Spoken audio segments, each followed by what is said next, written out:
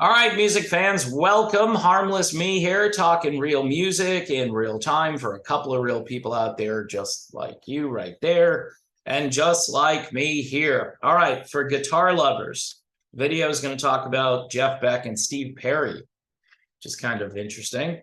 I got two CDs from my buddy Tom Mathers, who works for a label called Paris Records, Perris. I don't know which one to show. This is the latest album by Torben Enevoldsen. I had to practice saying that last name a few times. It's called Transition. It is a guitar all-out assault, musically speaking. If you like the work of, say, Joe Satriani, I think you'll really dig Torben. This is his other album that I was digging a few years back. It's called 5.1. I was nice enough to get CDs. I don't know if you can get CDs from the Paris label. You might be able to do it. But put both of these on, put them in a playlist, and just let them go. It's great music to just, you could do housework to it. You could drive your car around and don't speed too much because, again, the guitar work on this is really great. The songs are very melodic and have lots of great twists and turns. So you can check it out courtesy of Paris Records, Perris. Tell them the RMO sent you. I don't know if that is going to help me or anything, but it will help them as they continue to try to keep the melodic rock scene going for another year. And they do a great job down there. It's a Texas-based record label, and they're really into all the cool melodic rock stuff that we grew up with. Anyway, speaking of great melodic rock and guitar players and just an interesting story here, Steve Perry has chimed in on the death of Jeff Beck, and he says some interesting things here. Now, I don't think this is a dig at Neal Schon, because we're talking about Jeff Beck here. And I think most people, like most of your classic rock guitar experts, are going to tell you that Jeff Beck was either number one, number two, or number three, as far as great guitar players of all time. And I don't know where Neal Schon finishes on the list of great guitar players. Rolling Stone, I'm not sure if Neal is on their list. I can't remember. By the way, it's stupid if he's not. But Perry, who worked with Neal Schon directly, wrote a song called Patiently. I think that was the first song that he and Neal wrote together. Says that my dream was that someday I'd get to sing with Jeff Beck. Now, Perry doesn't get out very much, and the story tends to validate that. He says, after sitting for days in the sad news of Jeff Beck's passing, I feel I would be remiss if I didn't share my thoughts and feelings. Now, before I continue here, when my parents, either one of them passed away, it's kind of a big deal when you lose your parents or a loved one. I didn't sit for days. I couldn't. I had to carry on with my life. So the sentence here is certainly a bit dramatic. Like after Jeff Beck, all these guys who say they were gutted. Neal Schon said he was gutted. Spoke to a guy from a band from the UK. He said he was gutted. He didn't say he was sitting for days, though. So again, is this just to make a point using some dramatic imagery? I was sitting for days. See, people have this impression of Steve Perry that he doesn't do a lot of things. He just sits around. Maybe he records some music now and then.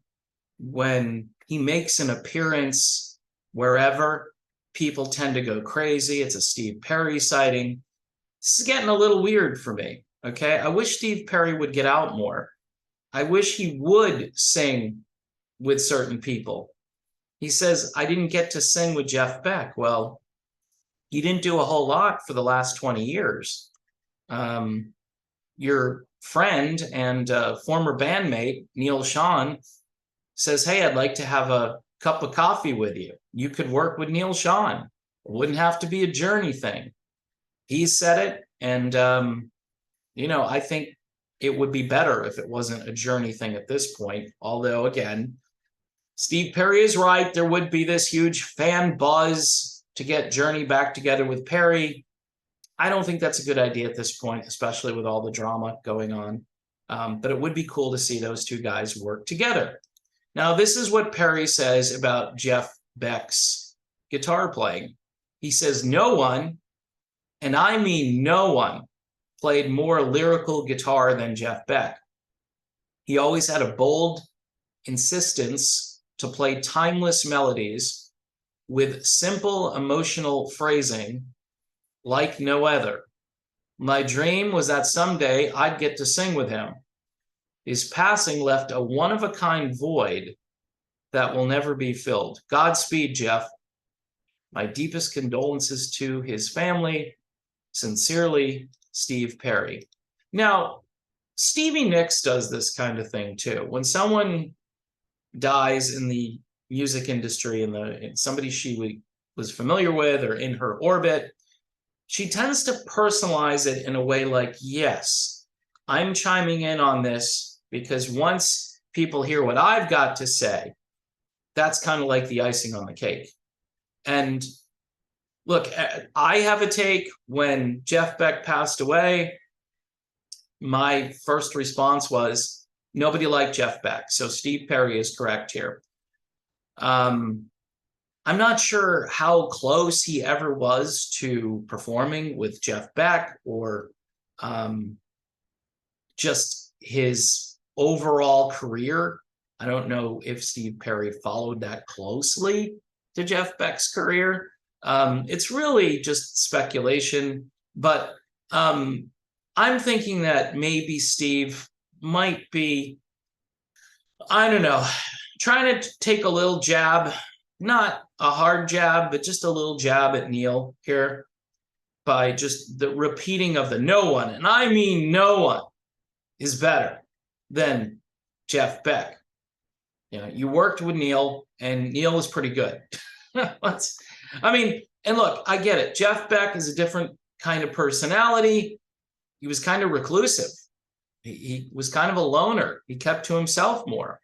Somebody that Steve Perry can identify with. So that's kind of the punchline. I don't know if he's taking a shot at Neal here. It's just kind of a weird, a little bit over the top, over dramatic take on his personal views on Jeff Beck's passing. The sitting for days thing is just, it's kind of weird. I mean, celebrate. What a great career. What amazing music.